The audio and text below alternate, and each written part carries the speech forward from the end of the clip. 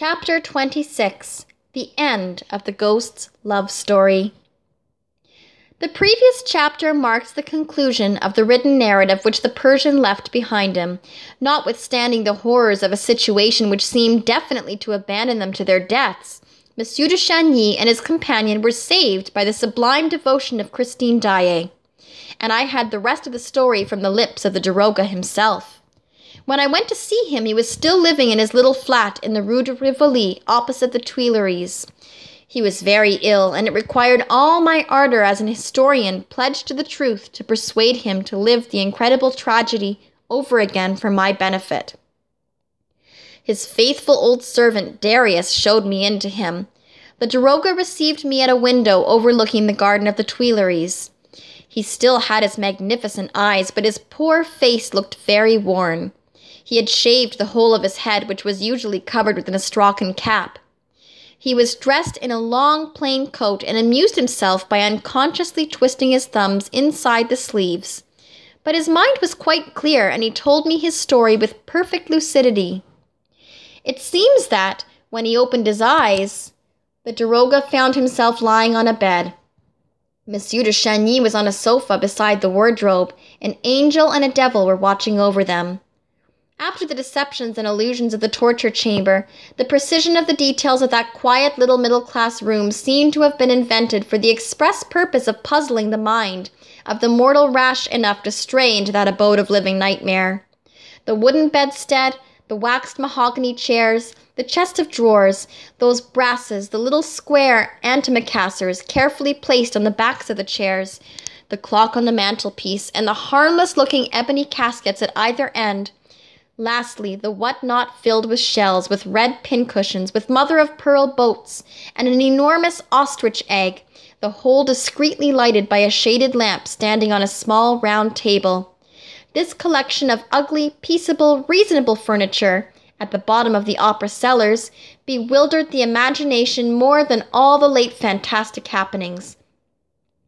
And the figure of the masked man seemed all the more formidable in this old-fashioned, neat and trim little frame. It bent down over the Persian and said in his ear, "Are you better, daroga? You are looking at my furniture? It is all that I have left of my poor, unhappy mother." Christine Daae did not say a word. She moved about noiselessly like a sister of charity who had taken a vow of silence. She brought a cup of cordial, or of hot tea, he did not remember which. The man in the mask took it from her hands and gave it to the Persian. Monsieur de Chagny was still sleeping.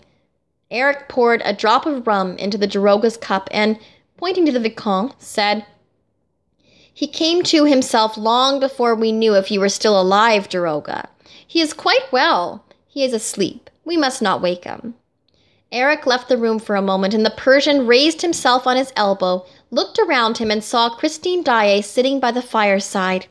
He spoke to her, called her, but he was still very weak and fell back on his pillow. Christine came to him, laid her hand on his forehead, and went away again. And the Persian remembered that as she went, she did not give a glance at Monsieur de Chagny, who, it is true, was sleeping peacefully.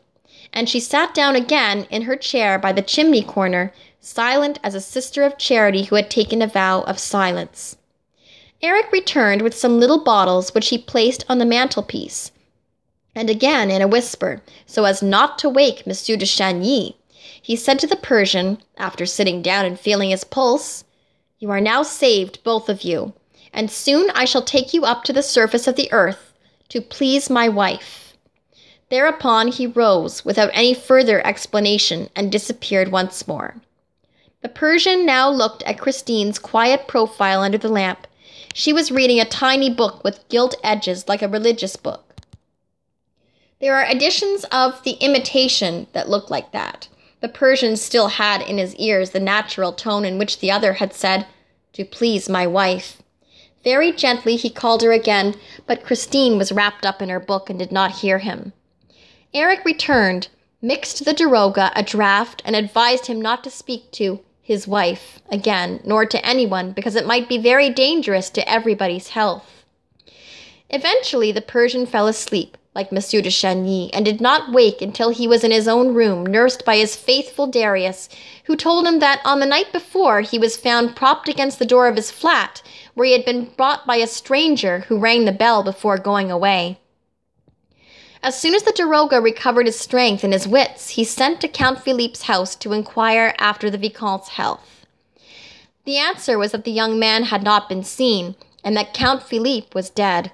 His body was found on the bank of the Opera Lake on the Rue Scribe side.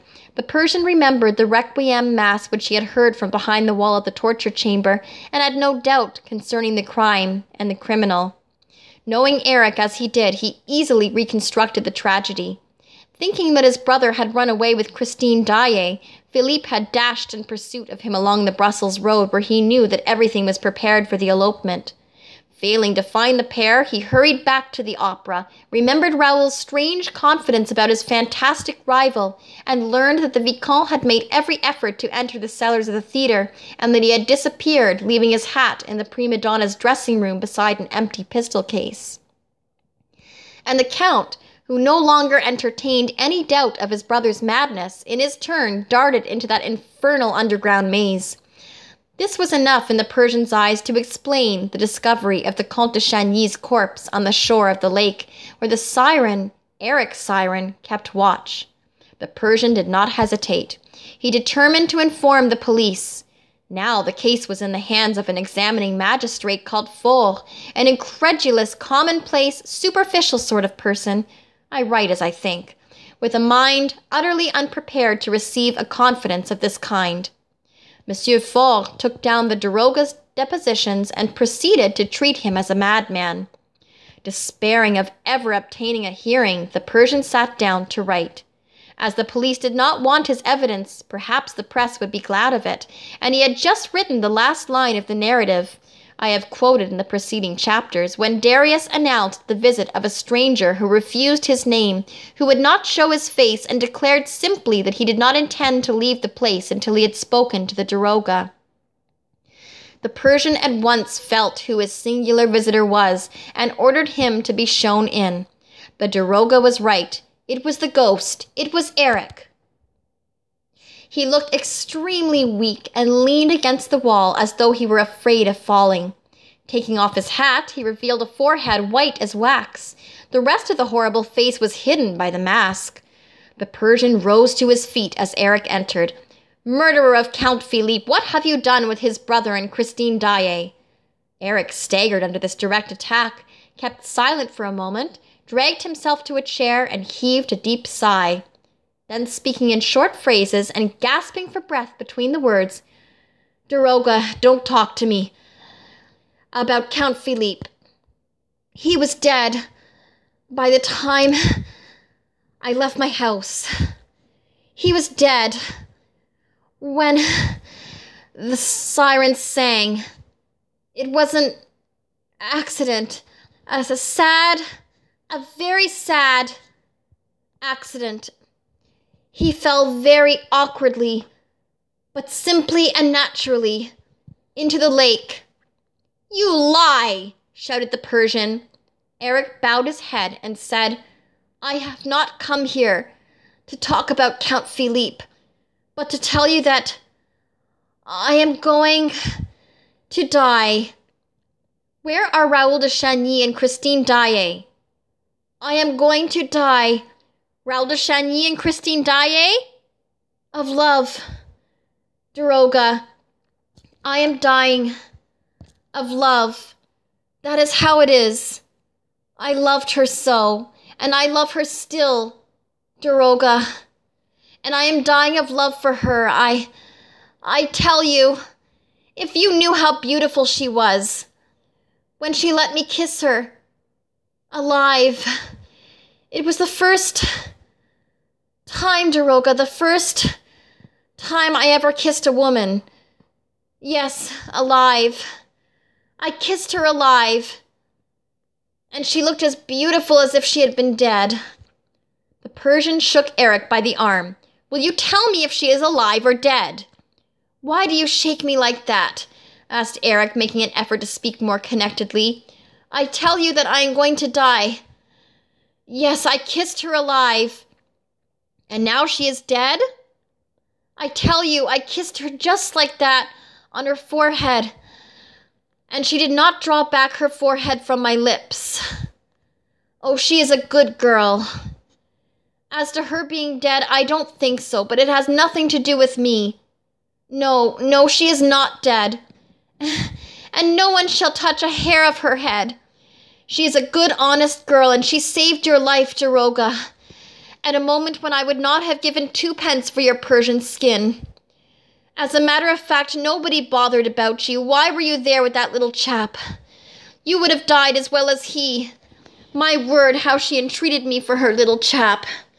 But I told her that as she had turned a scorpion, she had, through that very fact and of her own free will, become engaged to me, and that she did not need to have 2 men engaged to her, which was true enough.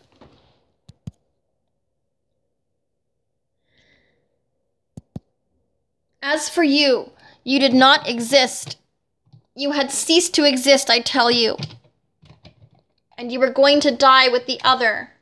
Only mark me, Daroga. When you were yelling like the devil because of the water, Christine came to me with her beautiful blue eyes wide open and swore to me as she hoped to be saved that she consented to be my living wife. Until then, in the depths of her eyes, Daroga, I had always seen my dead wife. It was the first time I saw my living wife there. She was sincere as she hoped to be saved. She would not kill herself. It was a bargain. Half a minute later, all the water was back in the lake, and I had a hard job with you, Daroga, for upon my honor, I thought you were done for. However, there you were. It was understood that I was to take you both up to the surface of the earth. When at last I cleared the Louis-Philippe room of you, I came back alone. What have you done with the Vicomte de Chagny? Asked the Persian, interrupting him. You see, Daroga, I couldn't carry him up like that at once. He was a hostage. But I could not keep him in the house on the lake either because of Christine. So I locked him up comfortably. I chained him up nicely. A whiff of the Mazanderan scent had left him as limp as a rag. In the communist's dungeon, which is in the most deserted and remote part of the opera, below the 5th cellar where no one ever comes and where no one ever hears you. Then I came back to Christine. She was waiting for me. Eric here rose solemnly. Then he continued, but as he spoke, he was overcome by all his former emotion and began to tremble like a leaf. Yes, she was waiting for me, erect and alive, a real living bride, as she hoped to be saved. And when I came forward, more timid than a little child, she did not run away. No, she stayed. She waited for me. I even believe, Daroga, that she put out her forehead a little, oh, not much, just a little, like a living bride. And I kissed her. I, and she did not die. Oh, how good it is, Daroga, to kiss somebody on the forehead. You can't tell, but I, my mother, Daroga, my poor unhappy mother would never let me kiss her. She used to run away and throw me my mask, nor any other woman, ever. Ah, you can understand my happiness was so great, I cried. And I fell at her feet crying, and I kissed her feet, her little feet, crying. You're crying too, Daroga. And she cried also. The angel cried. Eric sobbed aloud, and the Persian himself could not retain his tears in the presence of that masked man who, with his shoulders shaking and his hands clutched at his chest, was moaning with pain and love by turns. Yes, Daroga, I felt her tears flow on my forehead. On mine. They were soft. They were sweet. They trickled under my mask. They mingled with my tears in my eyes. They flowed between my lips. Listen, Daroga, listen to what I did. I tore off my mask so as not to lose one of her tears. And she did not run away. And she did not die. She remained alive, weeping over me, with me. We cried together. I have tasted all the happiness the world can offer. And Eric fell into a chair, choking for breath. Ah, I am not going to die yet. Presently I shall. But let me cry. Listen, Daroga. Listen to this. While I was at her feet, I heard her say, "Poor unhappy Eric." And she took my hand. I had become no more, you know, than a poor dog ready to die for her. I mean it, Daroga. I held in my hand a ring, a plain gold ring which I had given her, which she had lost, and which I had found again. A wedding ring, you know. I slipped it into her little hand and said, "There, take it. Take it for you and him. It shall be my wedding present. A present from your poor unhappy Eric. I know you love the boy. Don't cry any more." She asked me in a very soft voice what I meant. Then I made her understand that where she was concerned, I was only a poor dog ready to die for her, but that she could marry the young man when she pleased because she had cried with me and mingled her tears with mine. Eric's emotion was so great that he had to tell the Persian not to look at him, for he was choking and must take off his mask. The Daroga went to the window and opened it. His heart was full of pity, but he took care to keep his eyes fixed on the trees in the Tuileries gardens, lest he should see the monster's face. "I went and released the young man," Eric continued, "and told him to come with me to Christine. They kissed before me in the Louis Philippe room. Christine had my ring. I made Christine swear to come back one night when I was dead, crossing the lake from the Rue Scribe's side, and bury me in the greatest secrecy with the gold ring, which she was to wear until that moment. I told her where she would find my body and what to do with it. Then Christine kissed me for the first time herself, here on the forehead. Don't look, Daroga. Here on the forehead. On my forehead. Mine. Don't look, Daroga." And they went off together. Christine had stopped crying. I alone cried. "Daroga, Daroga, if Christine keeps her promise, she will come back soon." The Persian asked him no questions. He was quite reassured as to the fate of Raoul Chagny and Christine Daae. No one could have doubted the word of the weeping Eric that night. The monster resumed his mask and collected his strength to leave the Daroga.